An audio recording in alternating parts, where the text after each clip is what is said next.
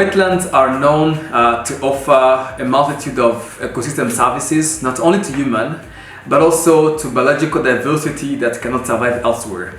Among these services, we can list flood control, for example, the mitigation of climate change, habitat to biodiversity, but also to human. Wetlands are very important, such as a site for tourism, and also there's also food and also some medicine, if I can give us those examples.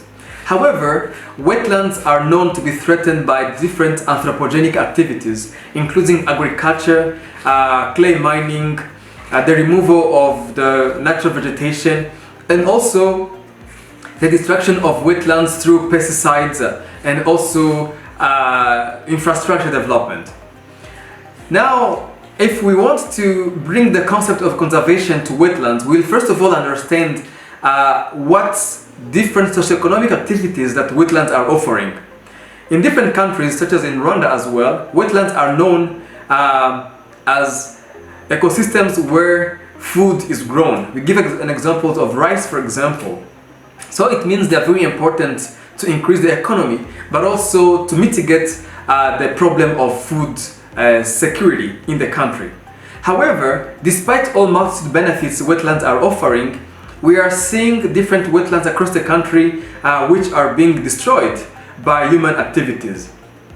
But currently, we can acknowledge the efforts the government of Rwanda is putting forth to conserve and restore these wetlands, such as wetlands in Kigali, the Nyandungu Eco Park, the removal of anthropogenic activities in the Gikondo wetland, and also other wetlands that are under the plans of the country to be restored. We can also acknowledge the conservation efforts that are being carried out by different non-government organizations to restore biological diversity in these wetlands, such as the crane birds and other biodiversity which are now reported to come back in the wetlands. I cannot forget that wetlands are offering tremendous also benefits to other ecological species, such as amphibians and the fish and birds, and these ones are taking wetlands as their habitats. These species that have just mentioned cannot live elsewhere except in the wetlands. Therefore, if we say that wetlands are providing benefits, and we believe that some of the species cannot live anywhere except in the wetlands, that means wetlands deserves conservation. To conserve wetlands does not necessarily mean wetlands will not be used, but how the wetlands are being used to assure these socioeconomic benefits are met, but also the conservation of these species is not left behind. Frogs, some snakes, the birds, the macroinvertebrates, and other species which are playing tremendous role in the ecosystem, such as biological indication of the health of those wetlands, will need wetlands for survival. I call upon every conservation scientist, the population of Rwanda, and everyone who is directly or indirectly linked to wetlands to take stake in the partnership to conserve this wetland.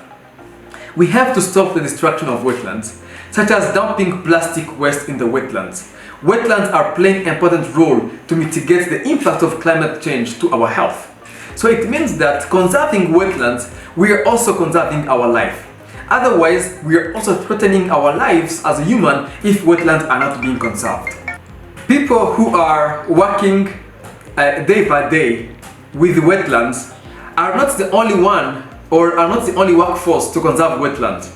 Everyone at home, people who are dumping waste, people who are using wetlands as a site to remove, let me say, livestock food, they should see how sustainably these activities should be carried out to not impact the health of wetlands. Conserving wetlands is conserving our life. Thank you.